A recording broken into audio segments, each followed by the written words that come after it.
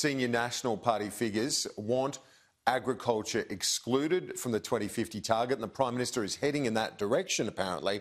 I'm joined live now by the National Party leader and Deputy Prime Minister Michael McCormack. Deputy Prime Minister, thank you very much joining us from the beautiful town of Wagga this morning. As Andrew reported, they're excluding agriculture, like New Zealand has already done, from any net zero 2050 target. Is that something the government is looking at? Well, what we need to make sure is that we don't disproportionately affect regional Australia. And the Prime Minister indeed, Kieran, said that in his National Press Club speech last Monday. He said that regional Australia, we're not going to pick up the bill, for anything that we are doing towards zero net emissions by 2050. And that was what we've said all along. It's what the Prime Minister said all along. It's what I've said all along. It will be technology, not taxes, that get us there. And that was a very important point, and it needs to be heard by regional Australia that we are not going to tax them like Labor would.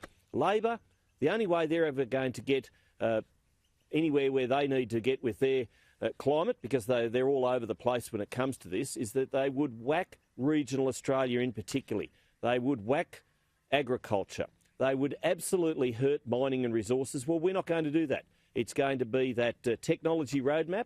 We've put $18 billion towards that. Angus Taylor's doing a superb job. We've got a manufacturing strategy, but we will do it through technology, Kieran, not taxes. And specifically on agriculture, though, as I said, New Zealand has done it. The percentage of its economy is much greater from agriculture than ours. Ours is about 13%, I think. So are you considering excluding ag from that goal, that 2050 goal? Well, indeed, that could well be one of the options. But as I say, it's a long way off. There are huge challenges in 2021.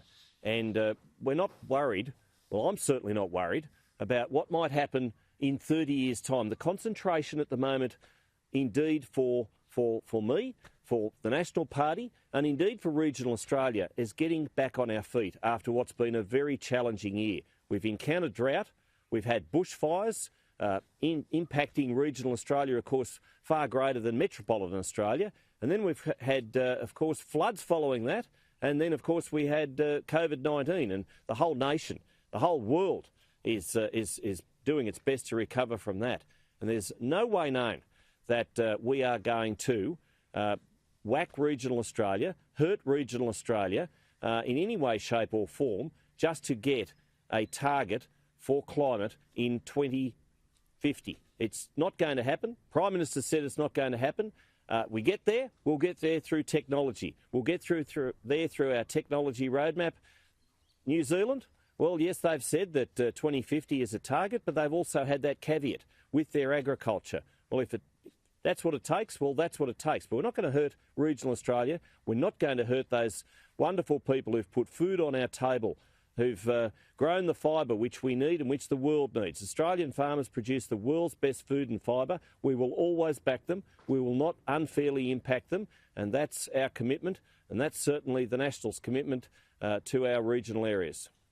Some of your colleagues have expressed, scepticism about the idea of a 2050 target. You've said, look, you're much more worried in 2021 as opposed to what's happening in 30 years. But what's your view on the target? Should we be pursuing this? Well, we've got to play our part. We've got to do our international bit, and that's what we have been doing.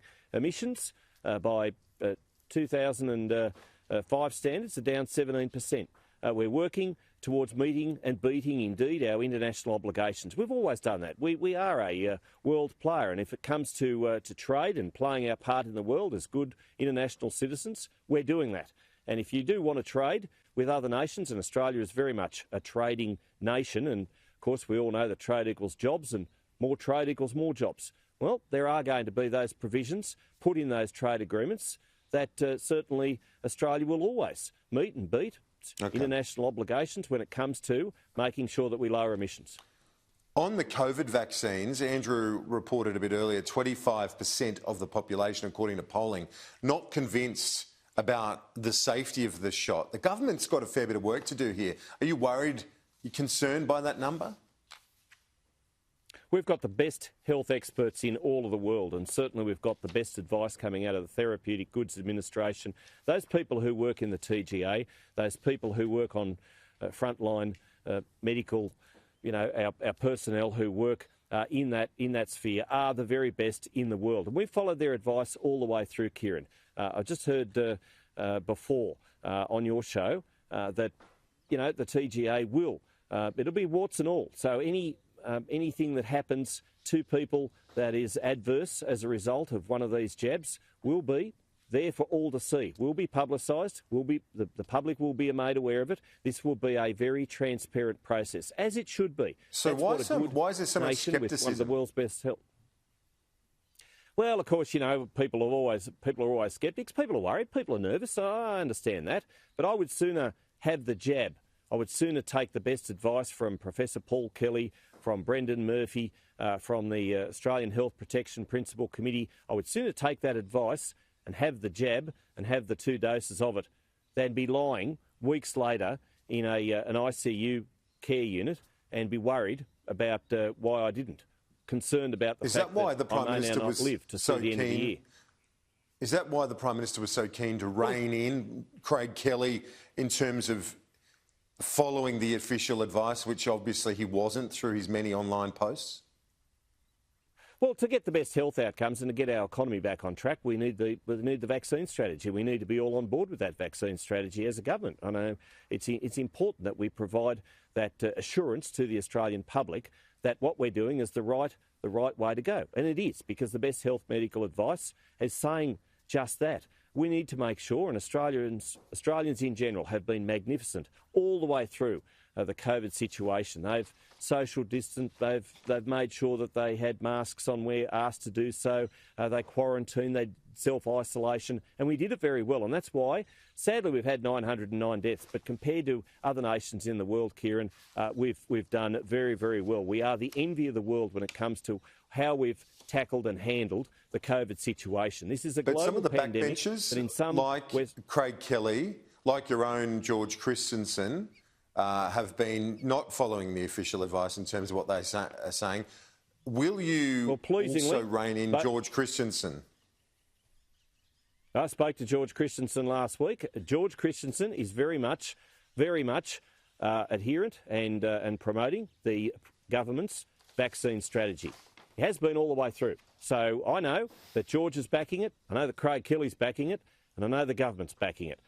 Australian public need to back it as well, and they need to get that jab, not just for their own sake, but for the sake of their loved ones, the sake of those people they may not even know. We can absolutely make Australia as COVID-free as can be. We've done it so far. The jab is an important part of making sure that we get the economy back on track, that we get the health outcomes we need. One final issue, Virgin's warning of thousands of job losses post the JobKeeper support. You've given a lot of support to the aviation industry, but still thousands of jobs on the line here. Will you and the government look at a targeted JobKeeper package for the airlines and for the tourism industry exposed to international travel?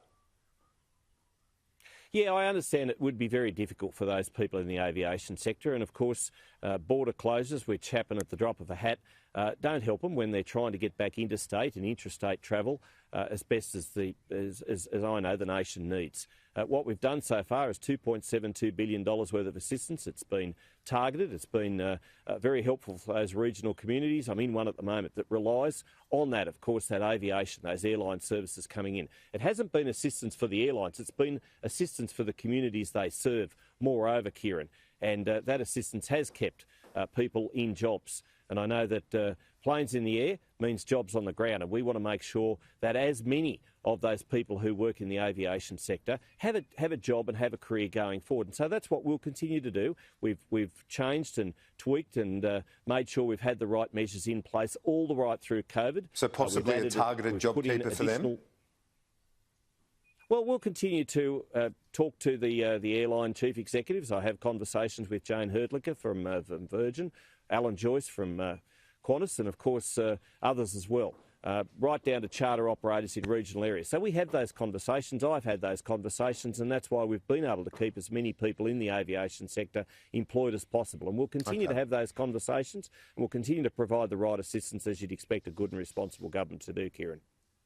Deputy PM Michael McCormack joining us from Wagga this morning. Appreciate your time as always. Thanks.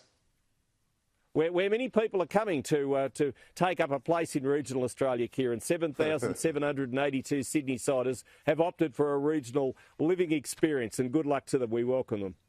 Yeah, indeed. Why wouldn't you? Talk to you soon.